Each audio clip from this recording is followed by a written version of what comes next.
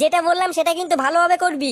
ওই খানকির ছেলের বাড়িতে গিয়ে বলবি ও তোকে বিয়ে করে ঠকিয়ে পালিয়েছে, আর বলবি তুই ওর বাচ্চার মা হবি। আচ্ছা ঠিক আছে, আর আমার টাকাটা? আগে ঠিকভাবে কাজটা কর, তারপর সব দেবো। ওই খানকির ছেলে ফুটোর জন্য আজকে আমি মার খেয়েছি, আমি বাড়া এর প্রতিশোধ চাই। কি বললাম বুঝলি? হ্যাঁ হ্যাঁ বুঝেছি। খানকির ছেলে, তোকে আমি বন্ধু ভাবতাম আর তুই আমার সাথে এরকম করলি? চুদির ভাই, তোর এত বড় সাহস! ইয়ে মানে কাকু, আমি ইচ্ছে করে কিছু করিনি। বিশেষ করে ফুটু আমাকে সকালবেলা একটা মেয়ে ছেলের কাছে মার খাইছিল জানো, তাই আমি এরকম করেছিলাম। তাই বলে তুই আমার ছেলের সংসারটা এইভাবে ভেঙে দিবি? ঢামড়া চুদা! কাকু তুমি শুধু একবার বলো, ওর গাড় আমি ফাটিয়ে দিচ্ছি। ইয়ে বাবা, গাড়গুড় ফাটানোর কি দরকার? ক্ষমা করে দিলে হয় না? ক্ষমা মানে তো যদি ভাই আরেকটু হলে আমার জীবনটা শেষ হয়ে যেত।